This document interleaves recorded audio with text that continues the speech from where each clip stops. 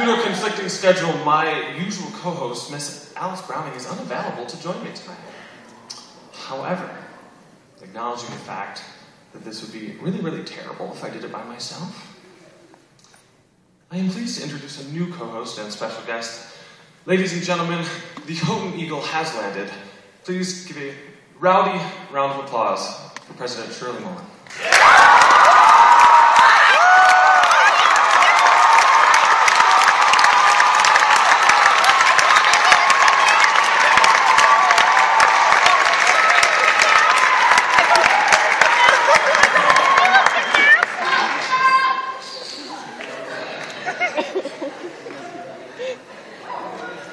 And here are your weekend updates.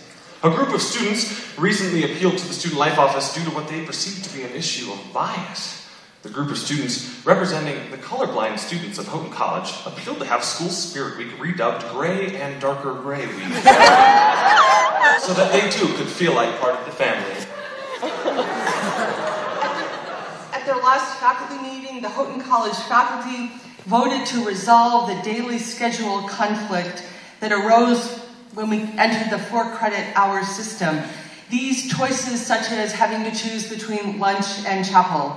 Starting on Monday, February 11th, the daily class schedule will begin at 6 a.m.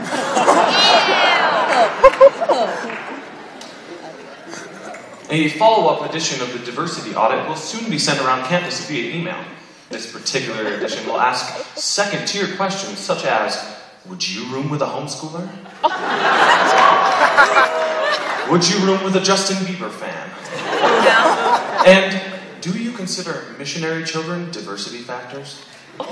Hey, come on. Several women of the class of 2016 recently posted a YouTube assessing the dateability of the top 10 freshman men, or was it boys?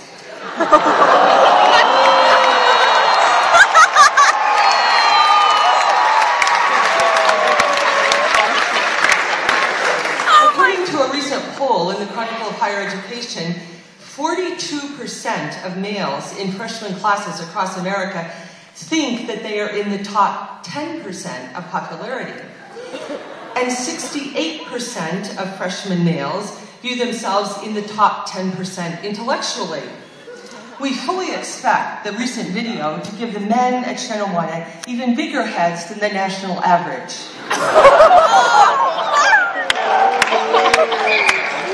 Ladies and gentlemen, in traditional weekend update form, we'll be joined tonight by the man who has all the answers and an impressive legacy to boot. Ladies and gentlemen, I'd like you to put your hands together for our special guest, President Emeritus Willard J. Houghton.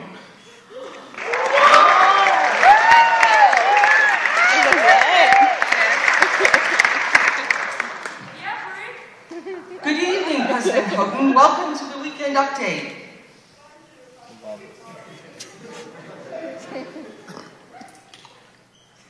So, President Houghton, I hear you have been hard at work with some issues in the Student Life Office, attempting to reconcile some policy issues.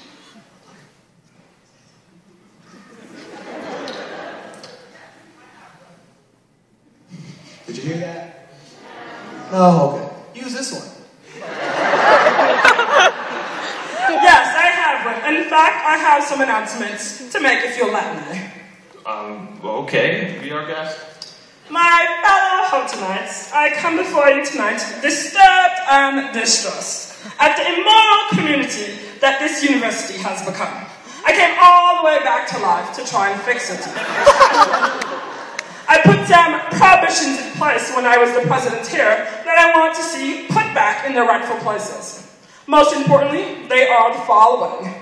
No visiting of billiard saloons, drinking saloons, or kindred places.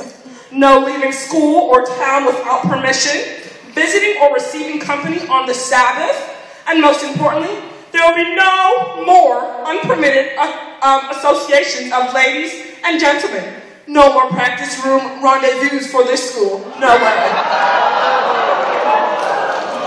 President Houghton, I regret to inform you that these ideas do not fit well with 21st century ideas about student development.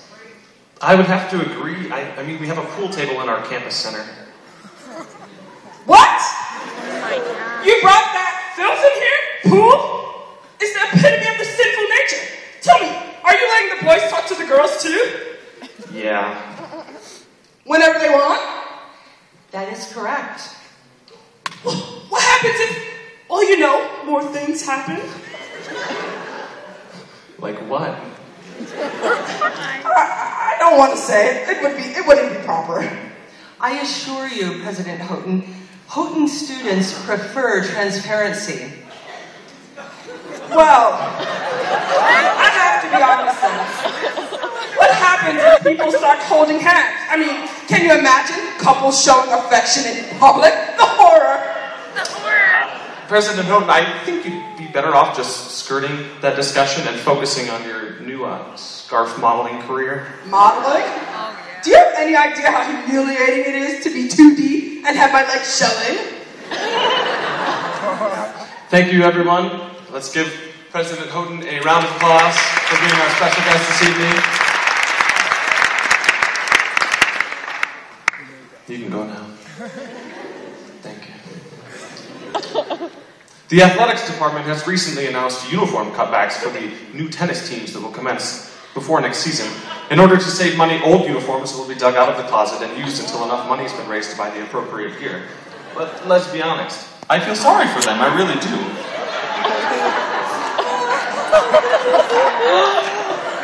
With Valentine's Day fast approaching, we are pleased to share with you some fan letters from students to the esteemed and well-loved Dr. Stephen Woolsey. Dr. Woolsey, you're insecure. Don't know what for. You're turning heads when you walk through the door or. Don't need makeup to cover up being the way that you are is enough special. If only you saw what I could see, you'd understand why I want a man like you so desperately. Right now, I'm looking at you and I can't believe that you don't know. Oh. You don't know you're beautiful. And that's what makes you beautiful. A second letter. Professor Woolsey, you were long gone when you met me, and I realize the joke is on me. Yay. Because I knew you were trouble when you walked in, so shame on me now. Your books took me to places I had never been, dropped your course, and now I'm lying on the cold, hard ground. Oh, trouble. And a final letter. And I'm in pieces. Woolsey, fix me. And just shake me till you wake me from this bad dream. I'm going down. And I just can't believe my first prof won't be around. And I'm like, Woolsey, oh. Woolsey, no. Like, Woolsey, oh. I thought you'd always be my professor. Moving right along. The residence life staff has recently announced that the flats will be closed again next year. Furthermore, and finally, the most recent college strategic plan calls for a progressive reduction in campus residences over the next 3 years until the entire student body is living as a community in the basement of the campus center.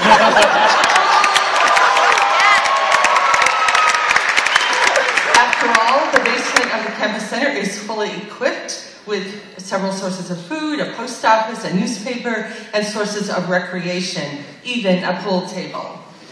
97%